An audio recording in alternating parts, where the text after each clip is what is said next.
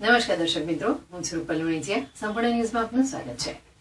બનાસકાંઠાના ડીસામાં આજે મહિલાઓએ સરકાર વિરોધી નારા લગાવ્યા હતા. આશા વર્કર બહેનોએ 10 માસથી વેતન ન ચૂકવતા કંટાળીને આખરે મામલતદાર કચેરીના પ્રાંગણમાં ધરણા પર બેસી જઈ બહેનોએ ચૂંટણી બહિષ્કારની ચીમકી ઉચ્ચારી હતી. સરકાર ભલે નારી સશક્તિકરણની વાતો કરતી હોય, પરંતુ બનાસકાંઠાના ડીસામાં મહિલાઓએ જ સરકાર સામે બાયો ચડાવી છે. આશા વર્કર બહેનોને છેલ્લા 10 માસથી સરકાર દ્વારા 50% ટોપઅપ અને 2500 માસિક વેતન ચૂકવવામાં આવ્યું નથી, જેના માટે મહિલાઓએ વારંવાર આંદોલનો કર્યા છે. છેલ્લા 10 દિવસથી જિલ્લા પંચાયત કચેરી આગળ ભૂખ હડતાલ પર બેસી જતા બનાસકાંઠા જિલ્લાના લગભગ તમામ તાલુકામાં વેતન ચૂકવાઈ ગયું છે, પરંતુ ડીસા અને દાંતા તાલુકાની આશા વર્કર બહેનોને પગાર હજુ પણ ચૂકવાયો નથી.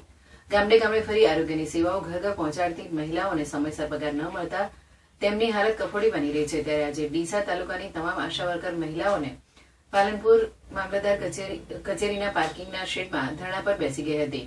સરકાર અને મુખ્યમંત્રી વિરોધી નારા લગાવી તાત્કાલિક વેતન ચૂકવવામાં નહીં આવે તો ચૂંટણી બહિષ્કાર કરી ચૂંટણીમાં સરકાર વિરોધી પ્રચાર કરવાની ચીમકી ઉચ્ચારી છે. આ અંગે આશા વર્કર નૈના પરમાર અને પ્રિયા ગોસ્વામીએ જણાવ્યું હતું કે છેલ્લા ઘણા સમયથી અમને 50% ટોપઅપ વધારો અને 2500 માસિક વધારો ચૂકવવામાં આવતો નથી, જેના માટે અમે વારંવાર સરકારમાં રજૂઆત કરી હતી.